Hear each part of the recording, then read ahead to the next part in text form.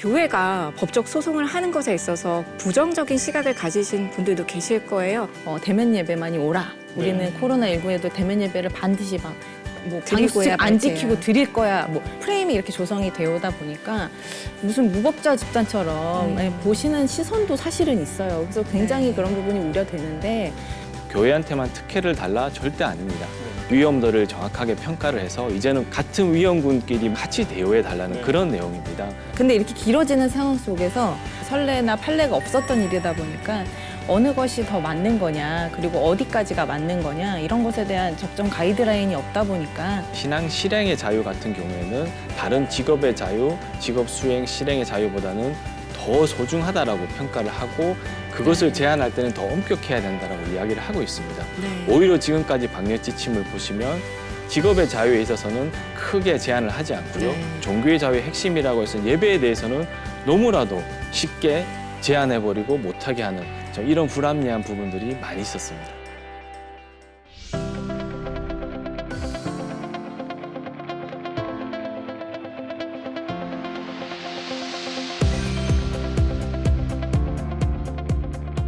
소모임, 저는 위험성이 좀 있다고 생각을 해요. 이렇게 마주보고 뭐 해야 되고 또 음식 먹는 거 이런 거는 위험성이 있기 때문에 그건 안 다퉜습니다.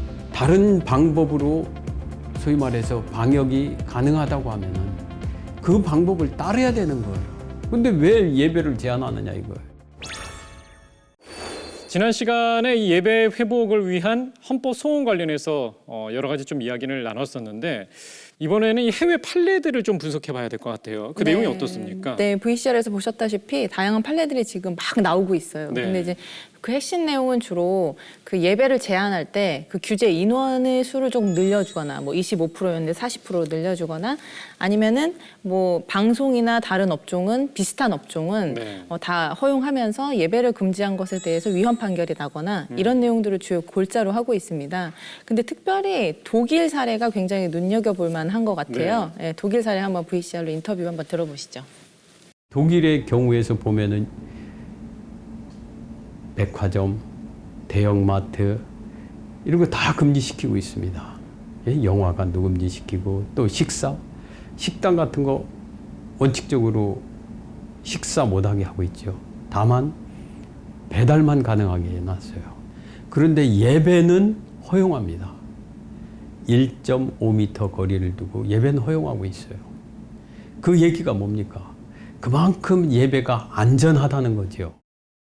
네, 뭐 독일 같은 경우는 백화점, 마트는 규제를 하고 예배는 허용하라고 어떻게 보면 우리나라랑 거의 정반대로 흘러가고 있다는 생각이 들어요. 예배의 중요성 알고 계신 것 같은데 변호사님께서 조금 더 구체적으로 말씀해 주시죠. 예, 방금 말씀 들으신 것처럼 독일 같은 경우에는 이미 예배가 안전하기 때문에 다른 백화점이나 마트는 하지 말라고 하더라도 예배는 가능하도록 이렇게 말씀을 하시는 것 같고요.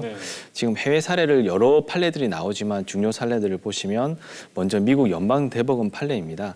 작년 11월 25일 날 그 뉴욕 주지사가 행정명령을 한 거에 대해서 집행정지를 하게 되는데요. 어떠한 행정명령을 했냐면 지역을 레드 구역과 오렌지 구역으로 나눠서 레드 구역에 있는 교회는 10명 이하만 참석하라. 그리고 오렌지 구역에 있는 교회는 25명까지만 참석하도록 행정명령을 했습니다. 이거에 대해서 천주교, 뉴욕 브루클린 교구가 이 부분에 대해서는 잘못됐기 때문에 집행정지를 해달라고 신청을 했고요. 이 부분에 대해서 미국 연방대법원이 집행정지 결정을 했습니다. 그 이유는 이 행정명령 자체가 종교의 자유를 침해한다라고 봤고요. 그리고 연방대법원에서 판결문에 보시면 어떤 내용이 나오냐면 대면 방식의 예배는 인터넷 예배, 즉 온라인 예배로 대체할 수 없는 것이다라고 판결을 하게 됩니다. 저는 이 부분이 참 가슴에 와닿았는데요. 아무리 저희가 뭐 비대면 온라인으로 할 수 있다고 하더라도 이 대면 방식의 예배를 결코 대체할 수 없다는 것을 저희 신앙인들이라면 다 크리스천들이라면 느끼고 계실 건데요. 그 판결문에 바로 그 내용을 적시했습니다. 네, 그리고 어떻게 보면 정부가 처음에는 다들 규제를 하지만 이거 형평성에 어긋나고 불합리하다고 생각이 들면 적당하게 법적으로 대응을 하고 예배를 지킬 수 있는 그런 어떤 적극성도 필요하다는 생각이 드네요. 네, 맞습니다. 지금 변호사님도 좀 뭐 여러 가지 좀 판결에 대해서 좀 말씀해 주셨습니다만은 제한적으로 대면 예배는 허용이 좀 가능하다 이런 식으로 좀 가고 있는 것 같긴 해요. 네, 뭐 상대적으로 덜 위험한 예배를 사실은 더 규제할 이유는 없다라는 이게 측면인 거죠. 그래서 이렇게 흘러가고 있는 이 상황 속에서 그럼에도 불구하고 기준만 잘 정해진다면, 형평성에 잘 맞는 기준만 정해진다면 잘 지켜 나가겠다라는 것들이 이번 교회의 의지들인 거죠. 네, 맞습니다. 네, 지금 이렇게 좀 억울한 부분들 이제 형평성 있게 권리를 찾아나가기 위해서 법적 대응들이 이루어지고 있잖아요. 분위기와 전망 좀 어떻게 보십니까? 근데 사실 이게 빠른 결론이 나기는 쉽지 않을 거라는 것이 사실 지배적이에요. 왜냐하면은 지금도 계속 늘어나고 있지만 코로나19라는 것이 계속 진행 중이잖아요. 그렇죠, 네. 네, 그렇기 때문에 이것에 대한 어떤 결론을 내리는 것 자체는 쉬운 문제는 아닐 거다라는 부분이 한 측면이 있고, 또 하나는 어떤 증거 자료나 어떤 통계 자료나 이런 것들이 역학관계나 이런 것들이 정확하게 증명이 되지 않는 상황이다 보니까 이게 사실은 쉽지 않을 거다. 그래서 헌법소원 같은 경우에는 뭐 한 2, 3년도 걸릴 거다라고 이제 보고 계시죠. 네. 근데 사실 이게 그럼 상징적인 문제 측면에서 보면 그렇다고 해도 사실은 빠르게 결론이 나주고 반드시 승소해야 되는 부분이 있어요. 그런 부분에 대해서는 사실은 이게 문제가 가장 되는 거거든요. 네. 그런 부분에 대해서 변호사님 한번 얘기해 주시면. 예, 맞습니다. 그 예배를 드렸다고 해서 사실은 형사 고발된 목사님들이 여러 분 계십니다. 그런 교회들도 있으시고요. 거기서 확진자가 나오지도 않았지만 단지 예배를 드렸다는 이유만으로 고발이 돼서 지금 재판 중이신 분들이 많이 있으신데요. 네. 이제 이 재판에 이기기 위해서는 선행되는 게 뭐냐? 과연 그러한 비대면만 드리라는 그 행정명령이 과연 타당한가? 위법하지 않는가? 이게 선행적으로 소송으로 먼저 밝혀져야 됩니다. 많은 분들이 모르시는 게 뭐냐면 작년 7월, 8월 달에 그리고 좀 더 가서도 예배를 금지한다든지 모이지 못하게 했을 때 교회만 못하게 했다는 것들에 대해서 많이들 모르시더라고요. 정말 저도 깜짝 놀랐던 게 다른 시설들은, 종교 시설들은 다 내버려 둔 채 교회만 비대면 드리라, 교회만 소모임 하지 말라라고 했습니다. 이 부분들에 대해서는 저희가 판사님하고 소송에서 이야기를 나눠보게 되면 판사님들도 고개를 갸우뚱하면서 왜 교회만 중단시키지? 이거는 잘못된 것 같다라는 인식은 하고 계세요. 네. 이제는 시간이 많이 흘렀으니 그 흐른 시간만큼 통계와 과학적인 근거를 제시해서 정말 예배가 위험하다면 교회의 협조를 구해서라도 교회 그 예배를 최소한으로 드리게끔 해야 될 거고요. 만약에 그게 아니라면 교회에 대해서 너무 제한하지 말고 예배만큼은 더 많은 인원이 드릴 수 있도록 보장을 해달라, 이런 식의 방향으로 나아가야 될 것 같습니다. 네. 네. 지금 여기 계신 분들도 좀 경험을 하셨을 것 같은데, 사실 우리 코로나가 처음에 이렇게 이제 발생이 됐을 때 다들 비대면을 온라인으로 했었잖아요. 그러다가 이제 교회를 처음 나갔을 때 그 감동이랑 은혜는 다들 느끼셨잖아요. 느꼈죠. 그러면 우리가 이제 여기서 봐야 될 것이 예배를 드리는 게 사실 몸을 이동하는 거의 문제가 아니잖아요. 마음의 삶을 그 안에서 이제 담아내는 거니까 그런 대하는 자세에 대해서도 조금 생각해 봐야 될 것 같은데요.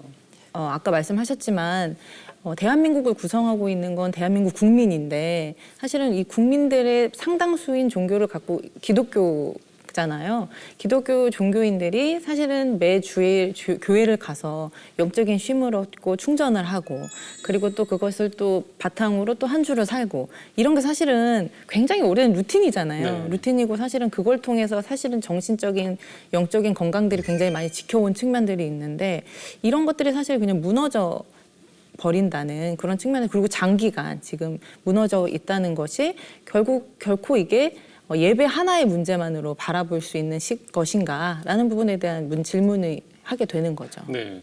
저도 사회자님 말씀처럼 처음에 저희 교회 같은 경우에도 2주간만 하자, 온라인으로 빨리 전환해서 네. 코로나가 더 이상 확산 안 되면 교회를 열어서 다시 하자라고 담임 목사님께서 말씀하셨어요. 그때는 대부분의 교회에서 길면 뭐 한 달, 뭐 끝날 거라고 네. 예상을 하셨는데 그게 한 달이 두 달이 되고 1년이 지금 훌쩍 넘어버렸지 않습니까?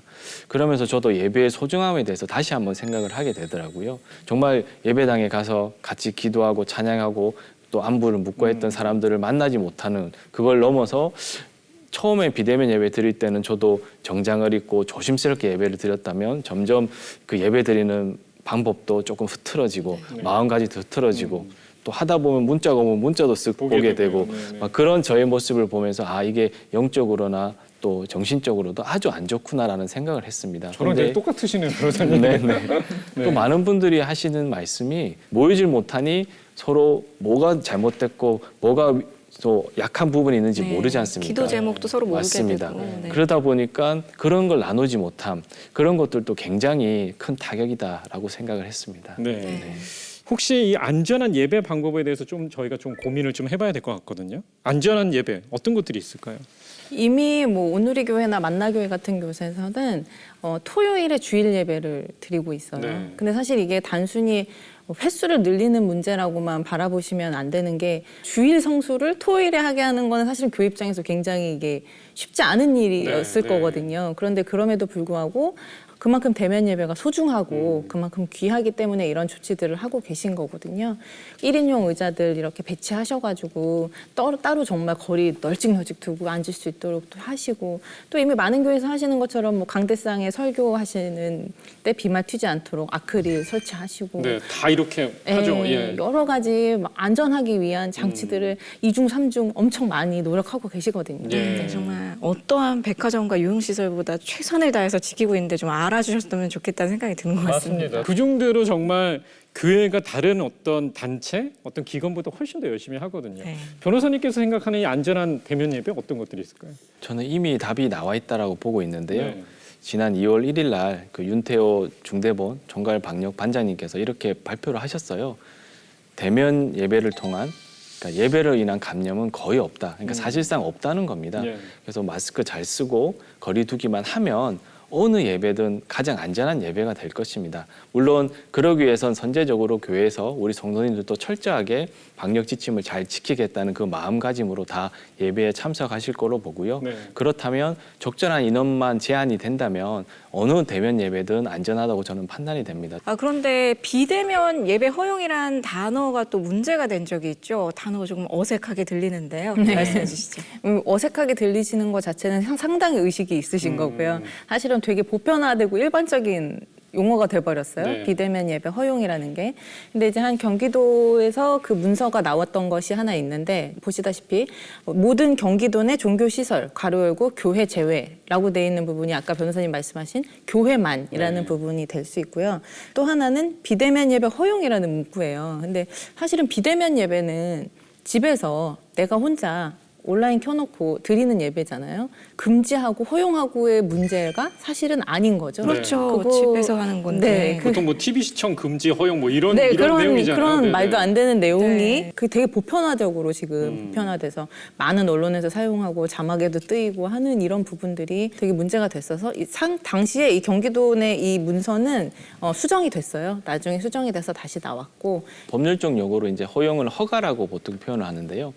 허가라는 것은 원래 일반적으로 금지된 것을 하게 해줄 때 허가라는 표현을 쓰는데요. 말씀하신 것처럼 비대면은 뭐 할 수 있냐 없냐의 문제가 아니라 그냥 본인 집에서 예배 드리겠다고 하면 그걸 누가 막을 수 있습니까? 네. 그거를 만약에 막겠다고 하면 그거는 정말 말이 안 되는 거죠. 예, 그런 일이지 않습니까? 그러다 보니까 이 사실은 대면 예배 금지, 예배 금지라는 말을 쓰기가 아마 정부에서도 굉장히 부담스러웠을 겁니다. 그러다 보니까 이 말을 살짝 비틀어서 비대면 예배 허용이라는 이게 앞뒤가 안 맞는 이상한 용어가 탄생하게 됐는데요. 이거는 굉장히 좀 잘못된 단어라고 보여지고요. 조금 억울한 게 사실 방금 전에 우리 김 기자도 얘기했지만 그 교회 제외 가로 열고 닫고 사실 우리나라의 종교인으로 했을 때 물론 크리스찬도 있고 또 불교도 있고 다른 종교들도 있잖아요. 언론에서 코로나만 터지면 교회발 하다 보니까 마치 교회 가면 코로나가 걸릴 것처럼 사람들이 인식하게 되고 그래서 지난번에 우리 한교총에서 설문조사한 내용을 봤더니 대한민국 국민들의 한 48% 정도가 코로나가 교회에서 발생한다고 오. 잘못 생각하고 계시더라고요. 40%가 넘게요. 예. 네. 근데 실제로 저희가 통계 자료를 쭉 보면 작년 1월 20일부터 올해 1월 19일까지 시설별로 확진자가 나온 것을 데이터한 게 있습니다. 네. 보건복지부에서 발표한 자료인데요. 거기 보시면 종교시설이라는 카테고리가 있는데요. 총 확진자의 7.9% 정도. 여기 종교시설에는 다 포함되어 있습니다. 이단뿐만 아니라 저희가 말씀드리고 싶은 거는 아까 인식의 48%. 그러나 실제로 데이터를 보면 뭐 7%도 안 되는 이런 데이터거든요.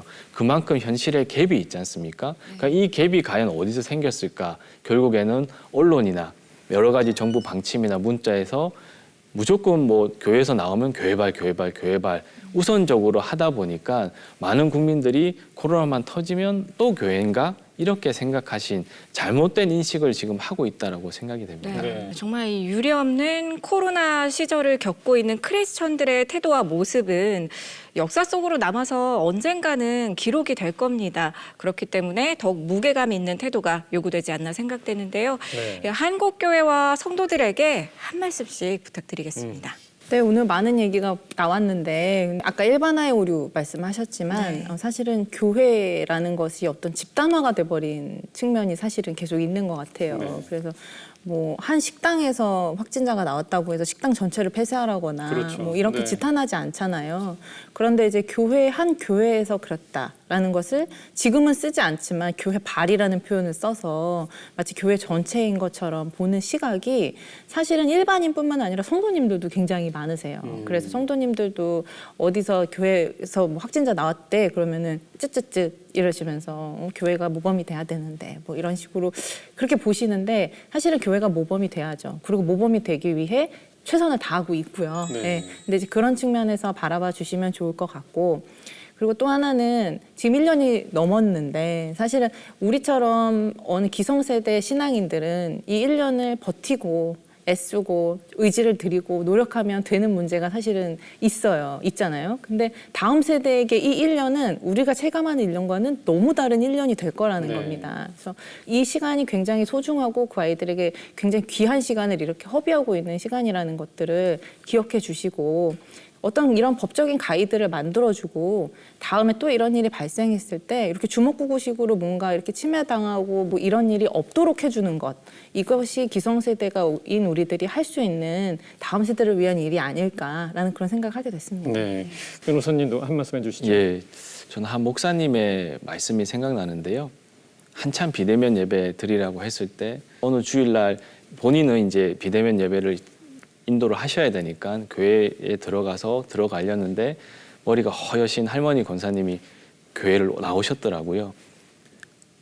그러면서 나 교회 들어가서 예배 드리면 되지 않겠냐고. 네. 근데 목사님께서 안 된다고. 그럼 이 방역 지침을 위배하는 거라고. 네. 그 말씀을 하시면서 저한테 우시더라고요. 변호사님도 지금 우시고 계시는데 네. 어떡할까요? 네. 네, 정말 그런 모습을 보면서 삶이고 생명인 예배를 드리기 위해서 왔는데 거기에 대해서 예배를 못 드리게 하는 그런 모습들이 그 목사님 얼마나 마음이 아프셨을까. 그렇죠. 또 하나님은 또 얼마나 마음이 아프셨을까라는 생각이 들면서 제가 이 소송에 참여를 하게 됐는데요. 정말 한국교회는 뭐 특혜를 바라는 거 아닙니다. 방역 철저히 지킬 테니까 예배만은 드릴 수 있게 해달라. 이제 그 말을 하고 싶은 건데 그거에 대해서 그것도 잘못됐다. 너희는 하면 안 된다라고 한다면 과연 이 나라가 누구를 위해서 존재하는 나라인가? 또 이 나라가 정말 종교의 자유를 인정하는 나라인가? 정말 그거를 다시 한번 묻지 않을 수 없더라고요. 네. 정말 힘든 시기지만 우리 한국교회와 성도님들이 지금 시기를 잘 이겨내서 다시 한번 우리 한국교회가 부흥하고 또 우리가 해야 될 일들, 마땅히 해야 될 복음 전파 그리고 사회적 약자에 대한 배려 여러 가지 활동들을 다시 한번 마음껏 할 수 있는 그런 날이 오기를 바라면서 기대하면서 함께 기도하면서 나아갔으면 좋겠습니다. 네, 오늘의 이 변호사님의 눈물과 대한민국을 위해서 기도하시는 많은 분들의 눈물이 하나님께서 분명히 아실 거라는 좀 생각이 들어요. 네, 맞습니다. 코로나와 함께 논란이 되어온 우리 예배에 관련한 문제에 대해서 기탄 없이 말씀 나눠주신 박성재 변호사님, 김현정 기자님 오늘 말씀 고맙습니다. 네, 말씀 고맙습니다. 고맙습니다. 고맙습니다. 네, 코로나 바이러스 전염 사태 정말 이 유례없는 상황에 전 세계가 긴장하면서 당혹감을 감추지 못하고 있는데요. 네, 사회적 재앙 속에서 비난과 비방보단 함께 지혜를 모으고 협력하는 것이 현명한 대처 방법이 아닐까 생각됩니다. 네, 어렵고 버겁다 말하는 문제 앞에서 뷰리지는 세상의 시선이 아닌 하나님의 시선에서 답을 찾겠습니다. 저희는 계속해서 복음의 시선으로 성도와 세상을 이어가겠습니다. 함께해 주신 시청자 여러분 고맙습니다. 고맙습니다.